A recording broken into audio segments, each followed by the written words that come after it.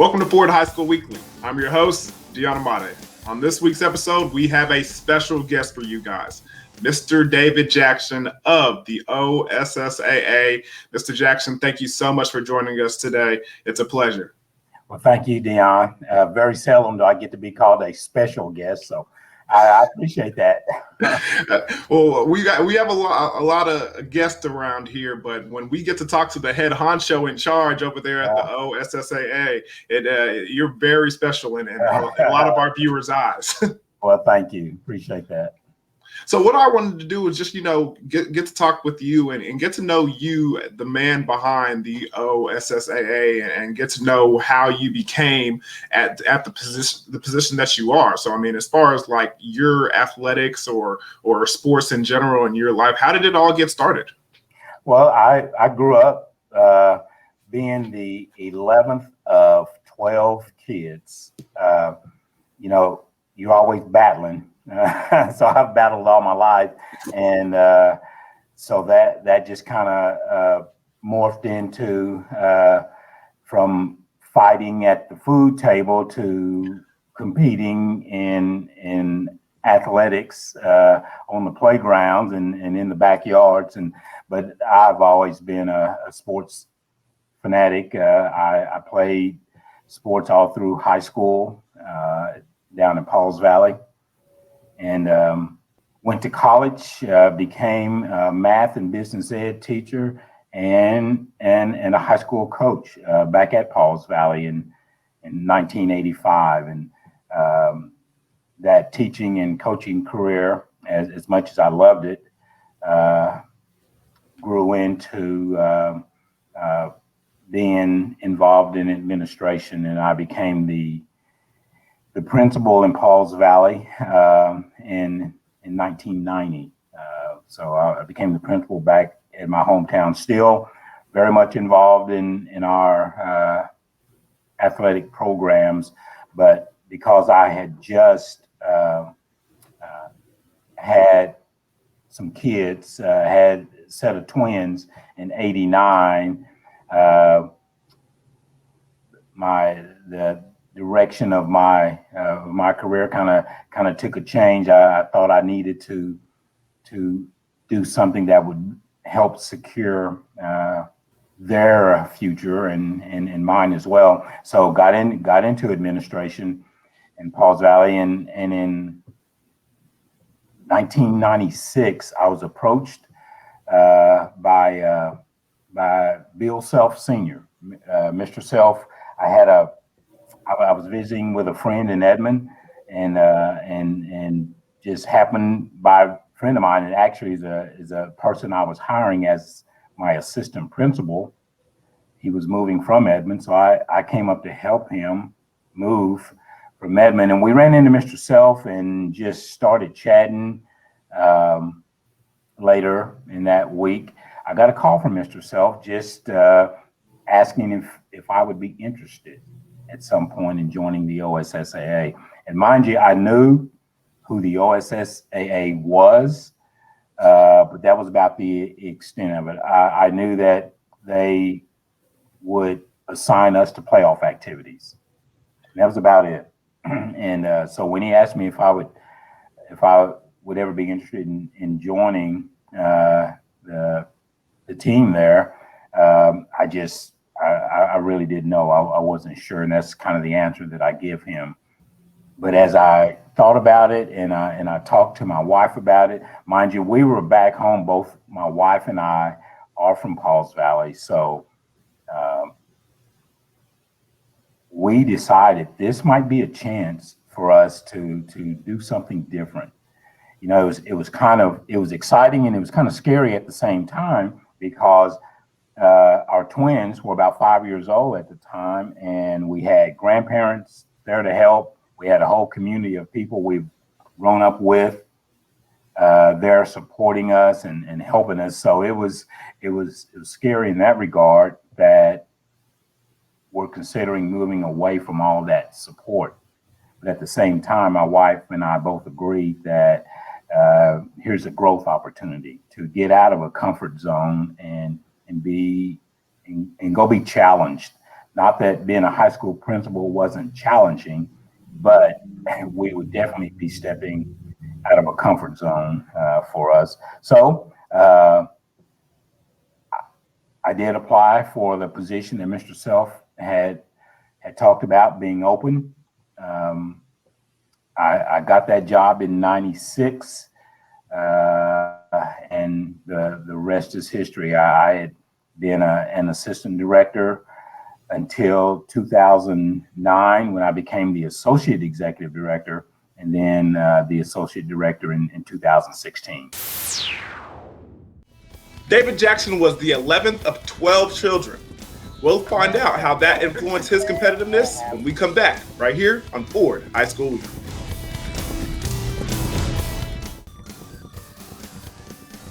Welcome back to Ford High School Weekly. We're talking with OSSAA Executive Director David Jackson. Now let's go all the way back. So you're one of 11 kids? I'm the 11th of 12. Wow. So you thought you were going to be the youngest, and then they had another one. Absolutely.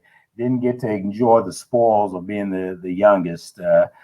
So I was just pretty much for a long time the punching bag, the little kid that all the family picked on. But no, it was great growing up in a large family. Our ages were spread out so much that there was never the large crowd of people in our house, but always a pretty good number of people to battle with. But I wouldn't have had it any other way. Have a great family, all supportive, and led by a really strong mother. I can imagine. I mean, having 11 kids to kind of, keep track of, you got to have a strong presence there. And I hear this a lot. My parents have a number of brothers and sisters, and so they're, products of a big families. Myself, I only have 2 brothers. So, and even I have trouble sometimes remembering which is which and who to, sometimes I call my older brother's name the younger one, and the younger one the older one. So how is it keeping track of and remembering the names of all 11 siblings that you have? It's not that hard.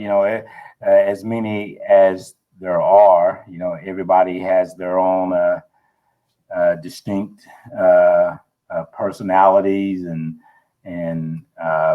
place in your life that I never had an issue remembering who was doing what or when, again, because of the distinctness of what that individual meant to you and who they were to you. So really, it never was much of an issue. Now, again, as I get older, I do the same thing you just mentioned. Every now and then, I may call one of my brothers someone else's name, but I have in my mind who I'm thinking about, and but I'll rattle off the wrong name every now and then. I can imagine. So speaking of those siblings, that competitive drive that kind of comes with having brothers or a large number of family, is that something that you mentioned? I mean, fighting throughout your childhood. I mean, at the dinner table, on in the backyard, different things like that. How much of that goes into your family and your siblings? I think it absolutely plays a big role in who my kids are, because they were raised pretty much the same way, even though I just have the 2. The competitive nature of both my wife and I just spills over into them. So I had my 2 kids are very competitive as well. As you might imagine, both grew up athletes in the Edmond system, came out of Edmond Santa Fe High School, Had a son who's a all-state football player there at Santa Fe, and a daughter who was a good athlete there. So it just I think by nature it just kind of spills over into them. In high school, David Jackson was a very good baseball player, but he loved the game of football. That's my kind of guy. We'll talk about his high school sports experience when Ford High School Weekly returns.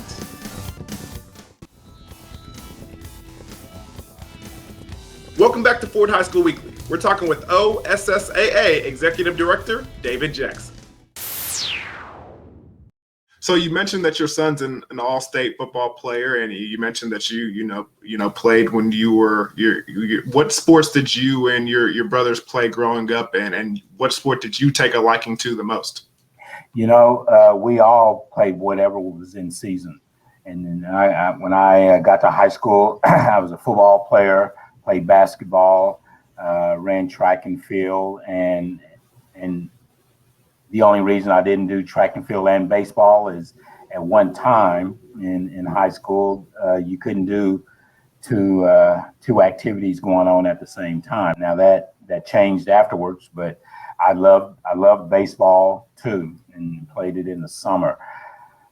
I would tell you that I probably loved football the most. Was probably better at baseball than any of the activities that I was involved in. But again, it was one of those things where I loved to play all sports. And even once I moved to Edmond, for the first time, I got involved in golf. And now I love to play golf. I'm not very good at it, but I love to play. And one of the attractions to golf is that it is so competitive. It's so hard to master that for any competitor, it keeps you going out trying to get better all the time because it's such a difficult sport to master. Tell me about it. I recently picked it up, and man, I've been struggling, and I could probably use some tips from you. Well, I wish you would have asked me before you started. I would have told you, no, don't do it, because if you're like me, you can get ate up with it. I hear you.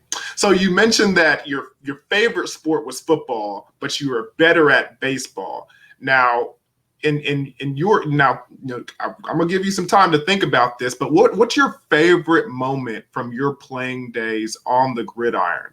What moment stands out to you the most, and what do you kind of, the first thing that you think about when you're like, man, I miss being out on the field with my guys and putting on the cleats and throwing on the shoulder pads and just getting after it? What game or what moment really comes to mind?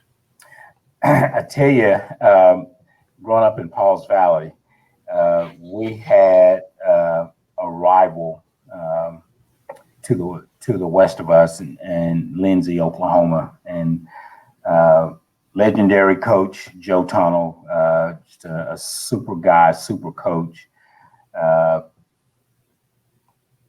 Most of playoff at that time, you advanced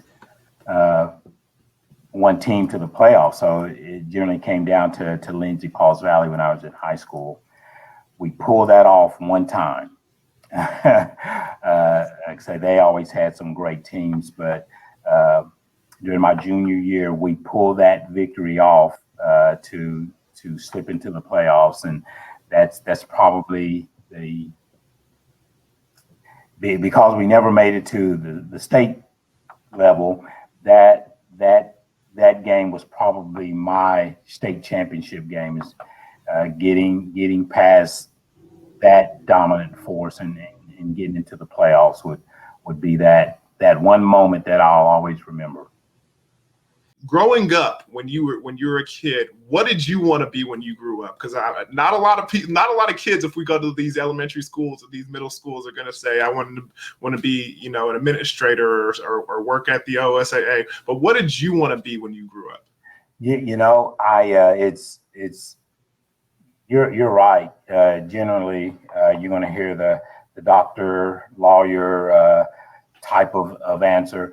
But I'll tell you, as far back as I can remember, I wanted to be in education, and I knew that early on, and that was reinforced when I was in high school, because I had a chance to be influenced by a coach who not only was good to me and good for me from a coaching standpoint, but just from a personal standpoint as that father figure person, just really impacted my life, and that solidified for me that this is what I want to do.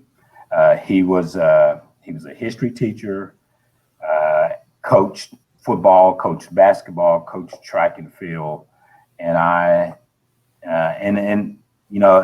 regret that I never told him that before he passed, but really had an influence on my life and what I wanted to do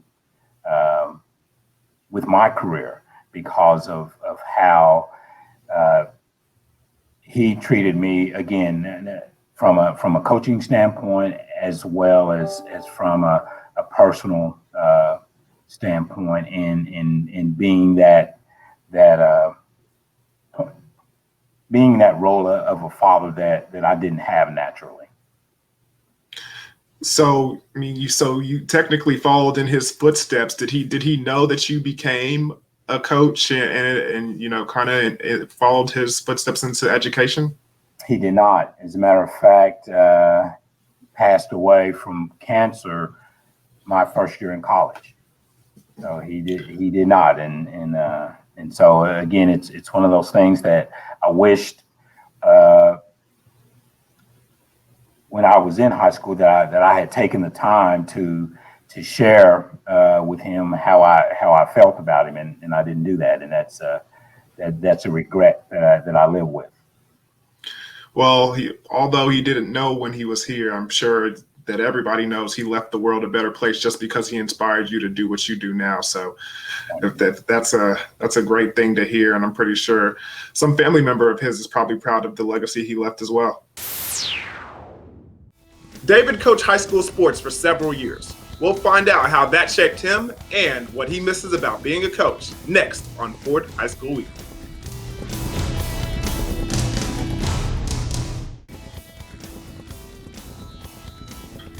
Welcome back to Ford High School Weekly. We're talking with Mr. David Jackson over here at the OSSAA. Mr. Jackson, now you mentioned that you wanted to be in education, knowing that throughout your years of being a youth and being in the sport, and you mentioned that you were a coach. Now, what sport did you actually coach? We haven't got a chance to talk about your coaching career yet. Yeah, I got to. I started coaching football as an assistant. Went back after college and went back to my hometown of Pauls Valley, as I mentioned, and coached as an assistant in football and basketball and track and field. After 3 years there as an assistant, in those three activities, I became the head basketball coach, still assisting in football and track, but became the head basketball coach in '87. Once I entered into administration in '90, that's all there was administration. So I didn't get to coach anymore after that, but I was involved in football, basketball, and track and field for those 6 years I was a coach. What do you miss about coaching? Oh, it's you just miss being around the students. That was the thing that was so hard in transitioning from the coaching and teaching arena to administration. Although you're still in the same building, you're one step removed because you don't have that close interaction, that daily interaction as you did when you were on the field or the court or the classroom. I miss the strategizing as well, preparing for an opponent. A lot of people, you get to experience the game, and that's always a lot of fun for everyone.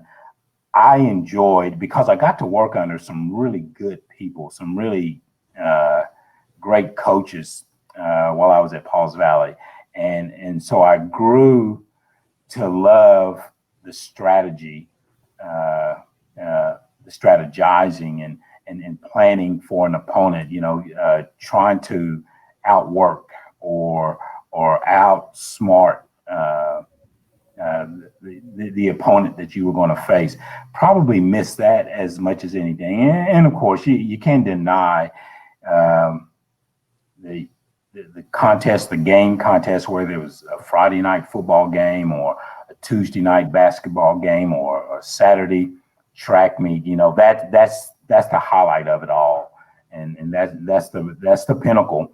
But I enjoyed, as much as anything, the preparation and trying to do whatever it took to gain that edge for us competitively to win whatever contest it was. Really missed that. The last 15 months or so have been pretty eventful, to say the least. Next week, we'll talk to David Jackson about the challenges and successes of leading the OSSAA during the pandemic. 3 seconds, 2 seconds at the buzzer on the way. That's good. Be sure to go to YurView.com/OK for highlights and replays of the Ford Game of the Week. And check out our podcast and past episodes at YurView.com/OK. Only the best in Oklahoma make the Ford High School Weekly. So until next time, I'm Deanna Motte, and thank you for watching.